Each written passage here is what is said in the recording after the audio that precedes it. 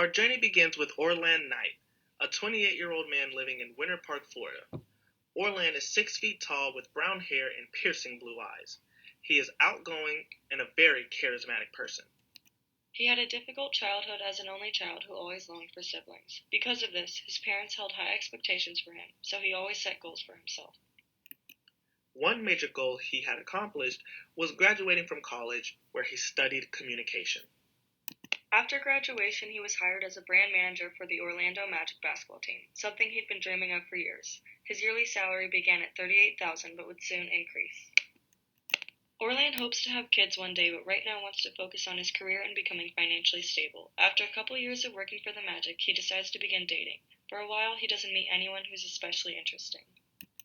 But on the night of his 30th birthday, something magical happens. Orlan decides to go out with some work friends to celebrate with a few drinks. On his way out of the bar, he's looking down at his phone trying to find his Uber when he runs into a young woman and knocks her down. He feels terrible, so he helps her up and buys her a drink in the bar and helps her get cleaned up. She forgives him and even offers to share her Uber with him since he missed his. She then introduces herself as Caroline. Caroline and Orlan begin talking and really hit it off. Caroline is a 7th grade civics teacher making about $39,000 a year. She is not a basketball fan but supports Orlan's passion. After that night, they end up dating for 2 years. On Caroline's 30th birthday, they decide to go back to that same bar they met to celebrate.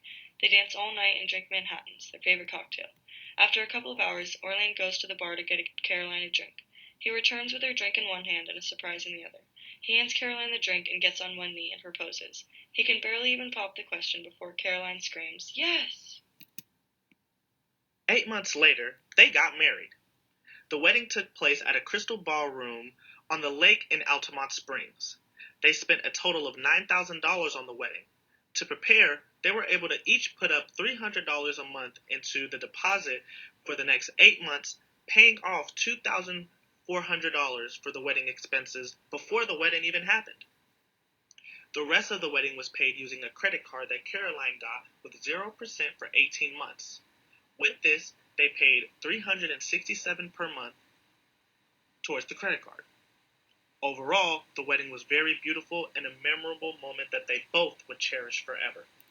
After about 7 months, Caroline gets pregnant. She has a rough first trimester and early into her second trimester experiences early hypertension and signs of preeclampsia. Her doctor recommends immediate bed rest. Caroline uses the 16 weeks paid leave she has from work, but knows she will need to make a decision about what they are going to do when the baby arrives. At the following ultrasound, they find out that the baby is healthy, and it appears to be a girl. Because of preeclampsia, Caroline ends up delivering at 35 weeks, and the baby spends 2 weeks in the NICU, but comes home healthy. They decide to name the baby Charlotte. Preparing for baby Charlotte took a lot of work, but luckily $594 worth of stuff was paid for by their baby shower. They decide to pay for the rest using some money from their savings account. Shortly after, Orlan had received a job offer which increased his salary to $69,750. This meant that Caroline would be able to stay home with Charlotte for the first few years, but also that Orlan would need to work longer hours and travel a bit more than he used to. Orlan was nervous to be away from Caroline and Charlotte, but in the end, it wasn't so bad. They still managed to have date nights and go shopping. A few weeks after Charlotte's 3rd birthday, Caroline unexpectedly finds out she is pregnant again, only this time with a boy. They decide to name the baby Charles. Orlan is thrilled but also nervous because money is tight and they are also in credit card debt. Thankfully, they still have some money in an emergency account but need to pay off the $18,220 accrued on various credit cards. With another baby on the way, they decide it's time to get their finances in line. Orlan sets a goal to get his family out of debt in the next 5 years while still having an enjoyable life. Orlan figures out that they will need to pay $476.66 each month for the next 5 years to get his family out of debt. This wasn't easy for them, and they weren't able to travel as much as they wanted to, but with Charles arriving soon, they knew this was necessary. Caroline and Orlan also decided to cut back on unnecessary spending and shopping. Among all these stressors, Caroline and Orlan were able to maintain their intimacy with each other and retain some part of the life they enjoyed before. As the kids grew older, Orlan gave each of them weekly allowances that they could do whatever they wanted with.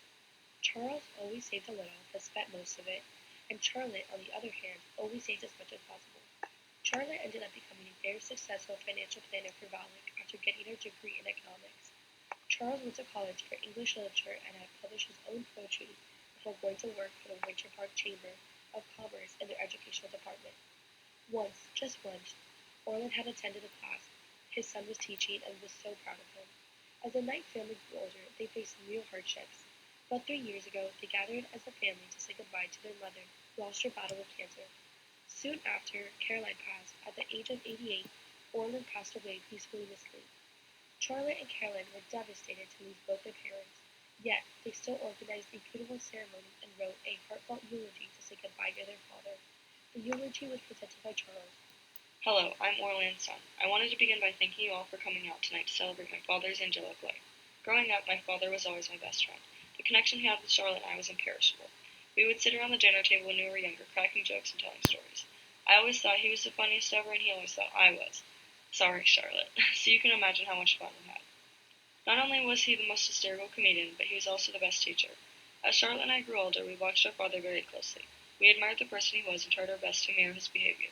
My father was very good with money. Charlotte recognized this before I did, and I remember when we were given allowance, I never had as much self-control as my sister. Charlotte recognized the discipline of my father to budget his money properly and did the exact same with hers. Without my father, Charlotte would never be as successful as she is today. I'm proud of you, sister. My father was the best teacher, but an even stronger man. My mother and father loved each other more than words can say. They inspired my sister and I to love with our whole hearts. About 3 years ago, my mother passed away. This was my sister and I's first real loss, and we didn't know how to deal with it. My mother touched the lives of so many. Losing her was indescribable. I could tell part of my father died that night with my mother. But as the weeks passed, he found his strength once again. He inspired Charlotte and I to get back on track with our lives, because that's what my mother would have wanted. He was there for us. He held us together.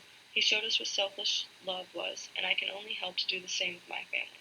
I'm so incredibly grateful for my best friend. I miss him so much already, and will forever cherish the memories we've made. I know he's looking down at us now and smiling. Love you, Dad.